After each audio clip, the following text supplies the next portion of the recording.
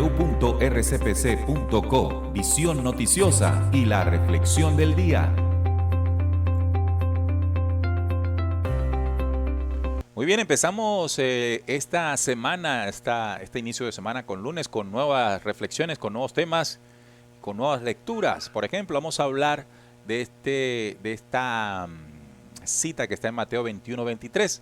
Una pregunta muy interesante que le hicieron a Jesús, pero más interesante fue la respuesta. Y entre la pregunta y la respuesta, cada cosa pues nos da a analizar. Entonces, hoy vamos a analizar la pregunta y mañana vamos a analizar la respuesta. Hoy voy a leer todo el conjunto. Está en Mateo 21-23. Dice, la autoridad de Jesús.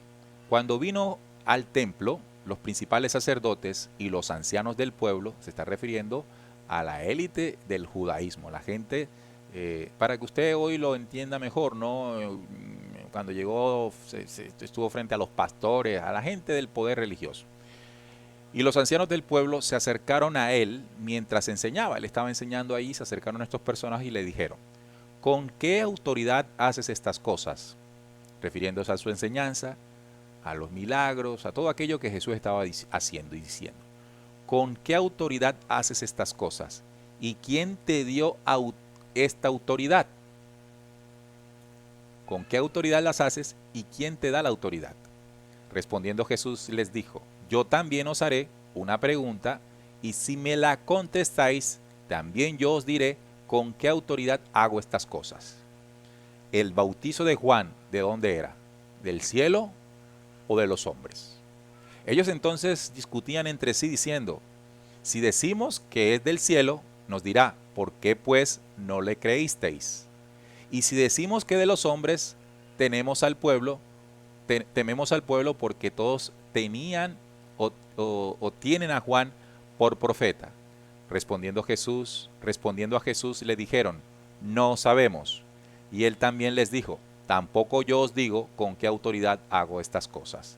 Es decir, yo les respondo su pregunta, pero si ustedes primero me responden una.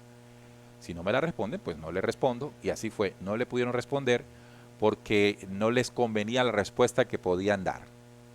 Pero lo que quiero que analicemos son varios momentos de esta entrevista de Jesús con ellos allí, ¿no? ¿Con qué autoridad haces estas cosas? ¿Y quién te dio esta autoridad? Lo que está reflejando la pregunta es que para hacer lo que Jesús hacía, tenías que ser autorizado por una religión, por unos sacerdotes, tenías que hacer parte del sistema religioso que te otorgaba, amigos de Visión Noticiosa y la Reflexión del Día, esa autoridad. De no ser así, pues eras ilegal, ¿no? No había autoridad en ti para hacerlas. Tenías que conformar. Ahora, esto refleja algo, ¿no? Refleja, comprueba, ratifica que Jesús no hacía parte de la autoridad religiosa del momento. Jesús era algo aparte, si bien llegaba al templo, aprovechaba el espacio sabiendo que ahí llegaba gente para comenzar a dialogar con las personas, a generar reflexiones y dar enseñanzas, él no hacía parte de eso. Estaba completamente alejado.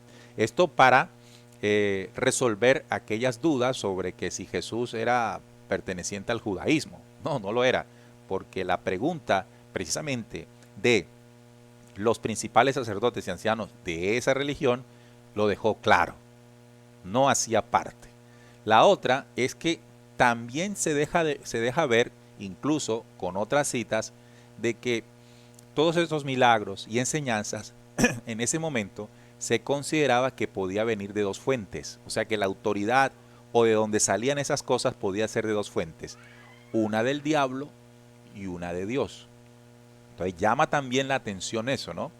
Entendiendo que esa capacidad de mostrar maravillas para con ellas cautivar a muchos, inicialmente provenían de una fuerza oscura y de manipulación. Y lo sabían desde aquel entonces.